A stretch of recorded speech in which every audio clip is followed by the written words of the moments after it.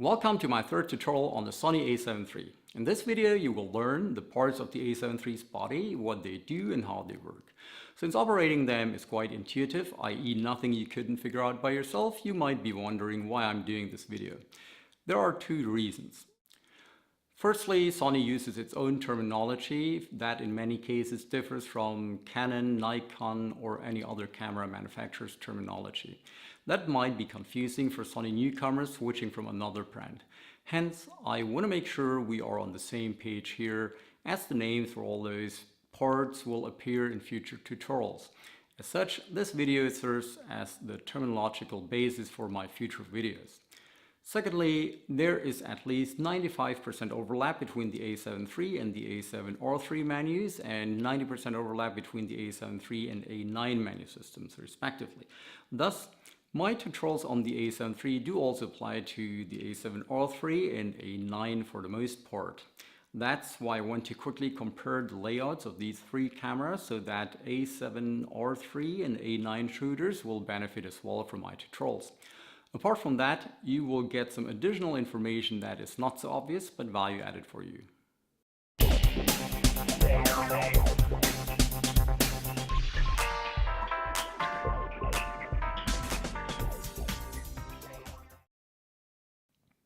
Okay, let's start with the a7 III's front side.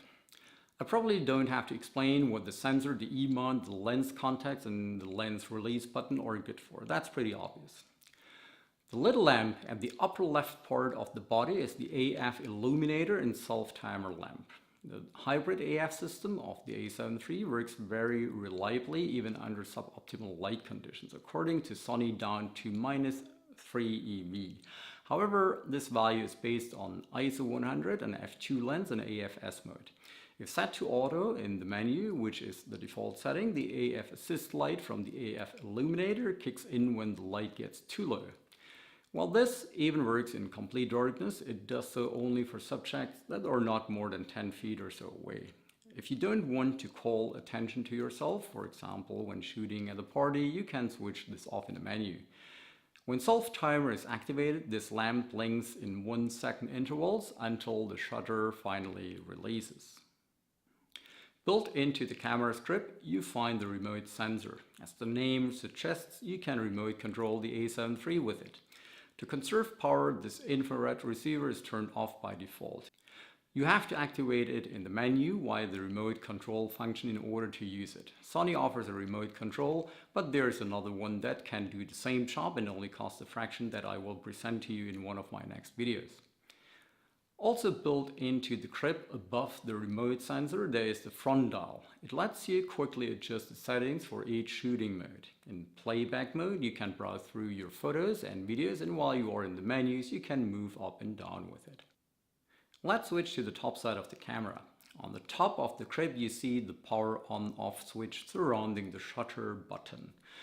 While switching power on and off is unequivocally assigned to the on-off switch, the shutter button's function can be changed. In default mode, the camera focuses on your selected subject when you press the shutter button halfway, and the shutter releases when the shutter button is pressed through completely. This is how nearly all DSLRs and point-and-shoot cameras use the shutter button. However, the a7 III also offers an option for friends of back button focus, where autofocus and shutter release are decoupled. You can assign the function to start autofocus to any button, though by default it's the AF on button. And then switch off autofocus for the shutter button via the AF with shutter function in the menu. That way you focus with the AF on button first and take the picture by pressing the shutter button. Pretty prominent on the top side of the camera, there is the mode dial. As you would expect, it lets you choose the shooting or exposure mode from manual over shutter or aperture priority to program mode. Auto is actually an intelligent program mode where all parameters are set automatically for you and turns your camera into a high quality point and shoot camera. This is probably not exactly why you bought this camera, but comes in handy when you hand it to someone else to take a photo and who has no clue about photography and cameras in general, or specifically about the a7 III. Another sort of legacy from the point-and-shoot cameras is the scene selector. Once the mode dial is set to SCN, You can choose the desired item by rotating the front dial. You can choose from either of portrait, sports, action, macro, landscape, sunset, night scene or night portrait. S and Q is for invoking slow and quick mode for slow and quick motion movies, and the film symbol for activating movie mode. Furthermore, the mode dial gives you direct access to 6 memory slots. I will be covering all the mentioned modes and how you can memorize and recall settings in a very comprehensive and detailed way in some of my other tutorials. Way to the top right side of the camera, you find the exposure compensation dial, with which you can alter the exposure in still image mode by 1/3 stop increments to as much as 3 stops in either direction. That was obvious, wasn't it? However, what's not so obvious is the fact that you can go beyond that when altering exposure via the exposure compensation function in the menus. There you can push the compensation to plus or minus 5 stops when in still image mode. And what's even less obvious and less intuitive is the fact that you can alter exposure by only 2 stops when you are in movie mode, no matter whether you do it via the exposure compensation dial or the respective function in the menus. What's obvious and intuitive though is what the custom buttons C1 and C2 are good for. You can not only assign and recall a single function to each of these buttons, but up to 10 shooting variables at once. The custom buttons are one of several options for customizing this camera, and you can turn almost any button on this camera into a custom button. I will extensively cover the topic customization in one of my next tutorials. Not easy to find in this picture are the 2 small holes for the stereo microphones. In movie mode, the microphones are active by default, but you can switch them off in the menus. While you also generate movies in the S&Q mode, the microphones are switched off for obvious reasons. Pretty much at the left of the top side of the camera you find the speakers. When watching a video in playback mode, you can adjust the volume via the down button of the control wheel on the back of the camera. Not far from the speakers you see the image sensor position mark. The mark shows the location of the sensor in the body. When you measure the exact distance between the camera and the subject, for example, to ensure you are not closer than the minimum shooting distance of a lens, refer to the position of the horizontal line. And when rotating the camera around a pivot point and taking multiple pictures that will be stitched together to get the panorama shot later on, you should care for the pivot point falling exactly onto the horizontal line of the image sensor position mark for optimal results. Let's switch to the back side of the camera now, which is somewhat more crowded with buttons and dials. The biggest part of and at the most prominent position of the camera's backside is the touchscreen, or how Sony calls it, the monitor. Its function is pretty obvious. This display provides a live view of what and how the sensor sees a situation based on the used lens and settings. Touching on it determines the focus point, if touch operation is enabled, and double tapping while in manual focus mode activates the focus magnifier.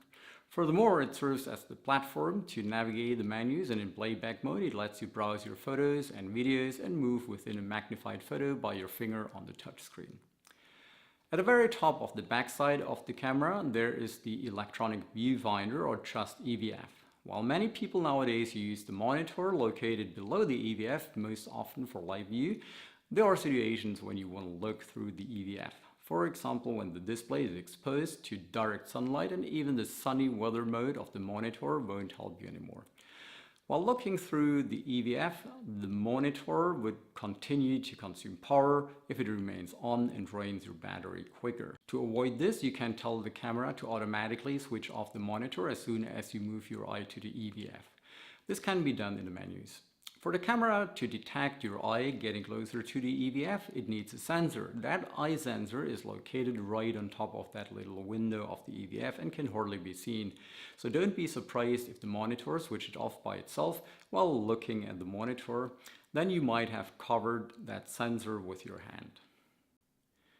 Next to the EVF on its right hand side you find the diopter adjustment dial. As the word suggests, this is for diopter correction and ranges from -3 for nearsightedness to +1 for farsightedness. While looking through the EVF, just switch on the menus via the menu button and turn the wheel until the items in the menu look sharpest to you. The movie button is right below the diopter adjustment dial, which is a much more ergonomic position than with the A7 III's predecessor. With the movie button, you start and stop recording movies. If you don't like that, you can start and stop movie recording also with the shutter button if enabled in the menus.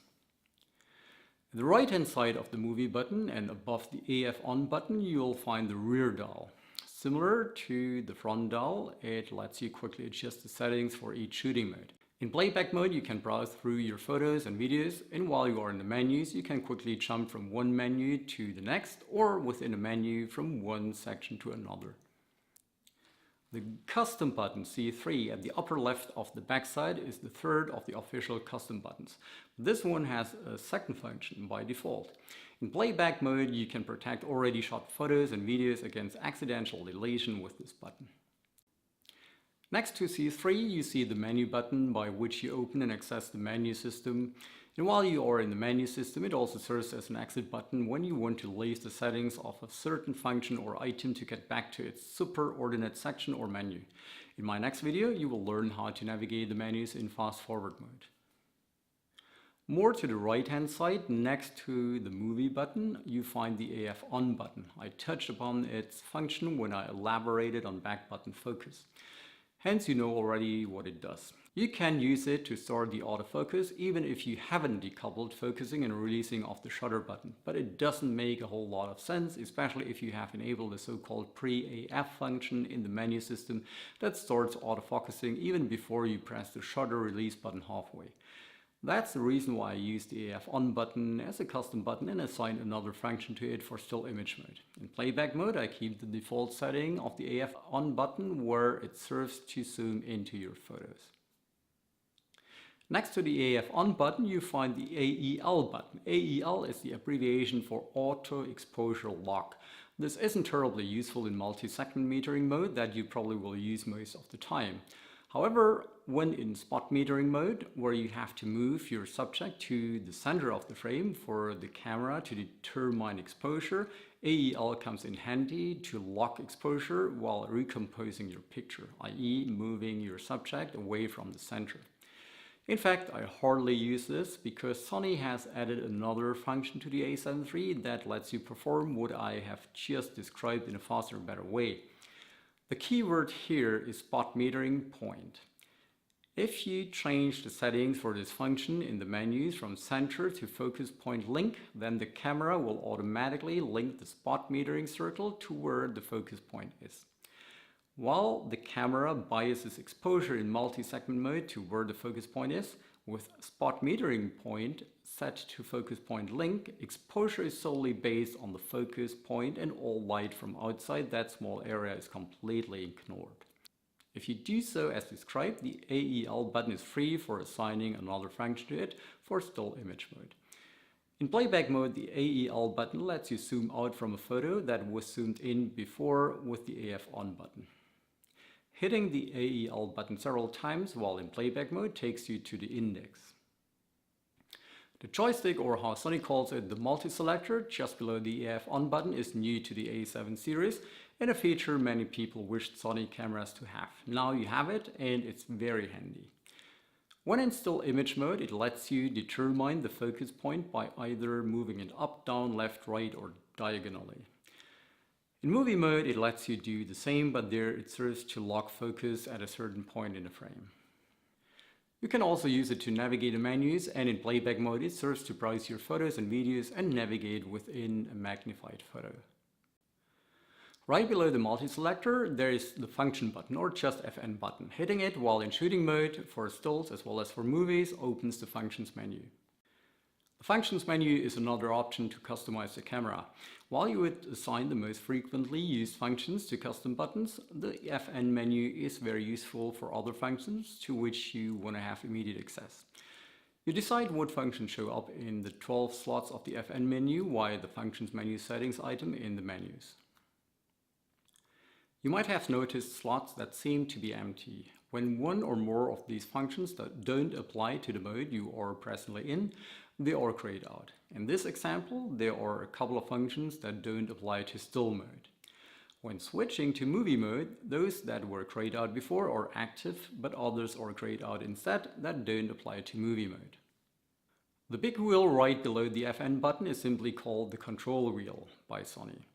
Pressing the top button, which is the top side of the wheel, changes the content, i.e. the symbols, numbers and charts displayed in a monitor, which is the reason why this position of the wheel is displayed DISP, which stands for display.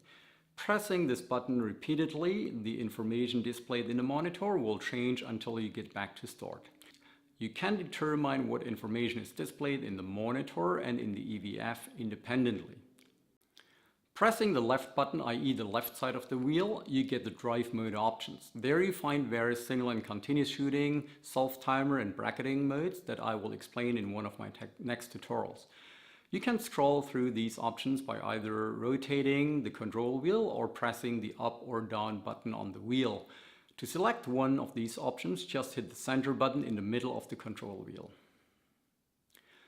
Pressing the right button, which is the right side of the wheel, labeled ISO, you open the ISO menu. Here again, you can scroll through these options by either rotating the control wheel or pressing the up or down button on the wheel and select an ISO value by hitting the center button.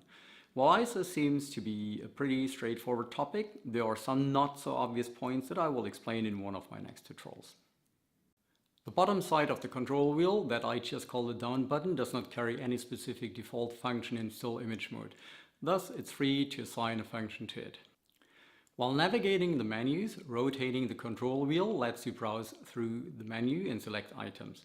To confirm a selection, you hit the center button. In a similar way, you use control wheel and center button when browsing your photo and video index in playback mode. Right below the control wheel on the left side, you find the playback button. Pressing it takes you to the last photo or video you have shot. You can browse them using the front or rear dial, the multi-selector or the control wheel. You zoom in photos by hitting the AF on button and zoom out by hitting the AEL button. If you want to invoke the index, just hit the AEL button until you get there. In the index, you have a calendar function and several options for what media or formats you want to be displayed. When viewing a movie in playback mode, you can open a menu by hitting the down button on the control wheel. That menu lets you pause, fast forward or rewind the video, jump to a certain point within the video or adjust the volume. Next to the playback button is the fourth official custom button C4, to which you can assign whatever function you like. In playback mode is the delete button for deleting photos and videos from your memory cards. Let's switch to the left side of the camera. In the upper left slot you find the microphone jack. When an external microphone is connected, the built-in microphones turn off automatically. If the external microphone is a plug-in power type, the power for the microphone is supplied by the camera. In the upper right slot you find the headphone jack and a micro HDMI port. While you can adjust the audio record level when recording videos, the camera will still try to mute the audio levels when detecting volume levels that are too high. Connecting a headphone to the camera to assess audio levels is your safety net against distorted audio. The micro HDMI port lets you connect the camera to an external monitor or recorder. The monitor can be a field monitor, HDTV, 4K or even 4K HDR TV.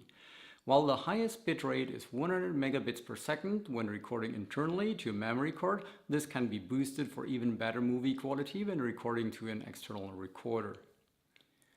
In the lower right slot you find a micro USB port, a charge lamp and a USB 3.1 Type-C port. The micro USB port allows for continuous external power supply. This is very useful when you are out in the field an entire day to shoot videos or time lapses.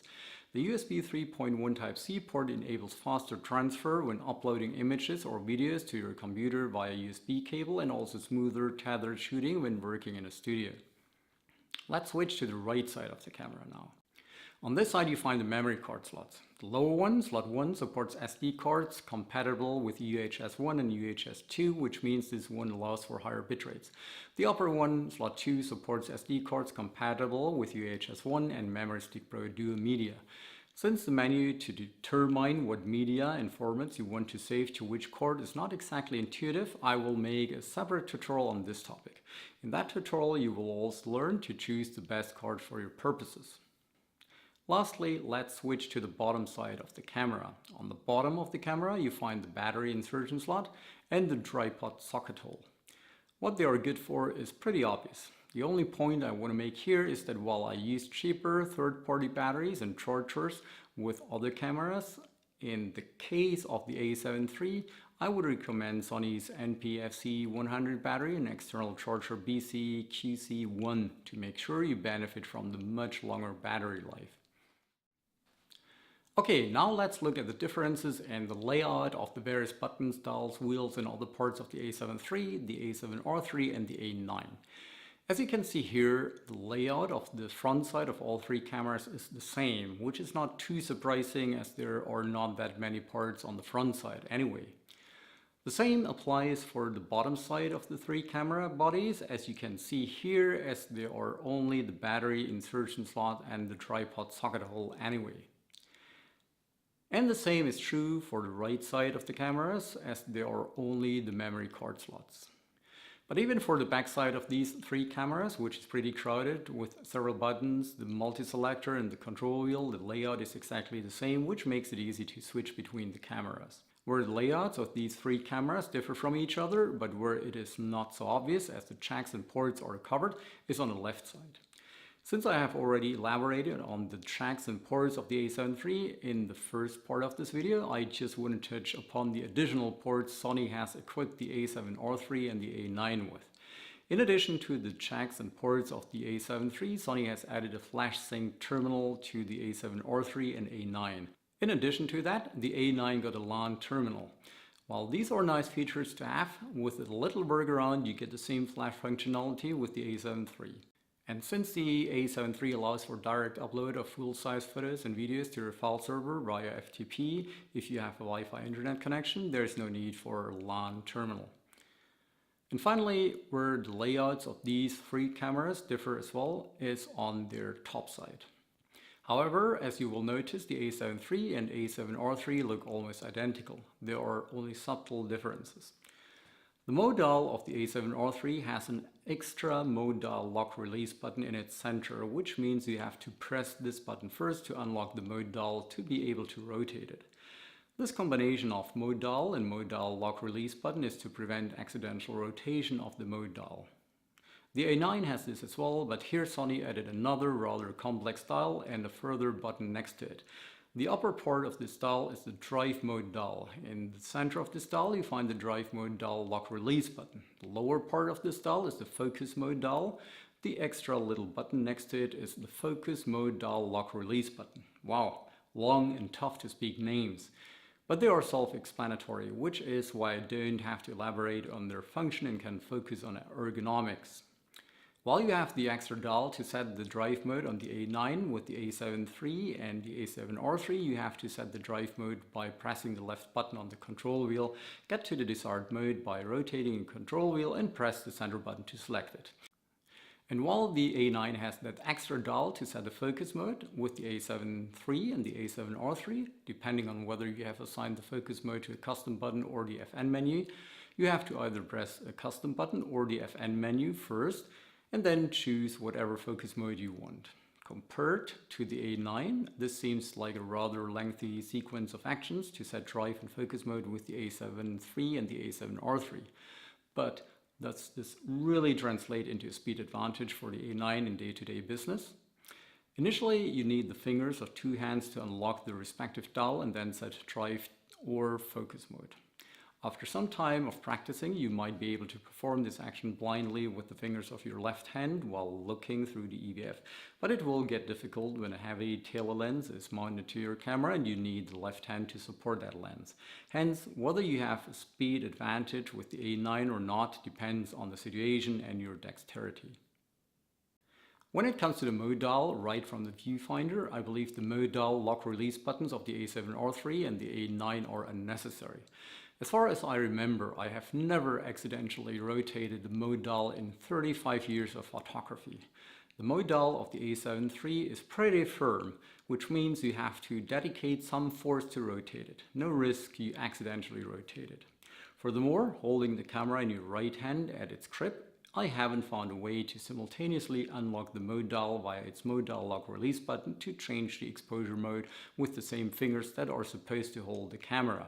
Maybe my fingers are just too short, but with the A7R3 and A9 I can't look through the EVF, what I prefer, over the monitor and simultaneously change the exposure mode. I need two hands to do so, and I can't do this while looking through the EVF, which interrupts the composing of my picture. As such, in my view, the A7III represents an ergonomic improvement over the more expensive A7R3 and A9. To finalize this comparison, and for the sake of completeness, I just want to mention that the A7R3 and A9 lack the SCN position, i.e. the scene selector, on their mode dial, a feature that photo enthusiasts don't need anyway. Instead, they have one extra directly accessible memory slot, which in my view makes more sense. Okay, now what's the conclusion of the second part of this video? Whether one prefers the ergonomics of the A7III, the A7R3 or the A9, the layouts of the A7III and A7R3 are almost identical, and the layout of the A9 only differs in that one drive and focus mode combo dial. However, it really doesn't make much difference whether you set drive and focus mode via that dial or via the control wheel or a custom button. In summary, they are very similar to operate. Consequently, and this is the most important conclusion, you can easily switch between them. If you own two or all three of them and customize them the same way, you can switch from one to the other immediately without any delay of your creative process. Furthermore, as you will realize during the course of my other tutorials, the menus of these three cameras overlap to a very high degree, at least 95% with the A7III and A7R3 and at least 90% with the A7III and A9. As such, and this is the second important conclusion of this video, you will benefit from my tutorials no matter whether you are the owner of an A7III, A7R3 or A9. If this tutorial helped you to discover features and functions on the A7III you didn't know before, I'd be glad to get your thumbs up. And if you can hardly await getting even more information over those on the A7III, then just hit that subscribe button and bell icon next to it, and you will be notified immediately when my next video is out.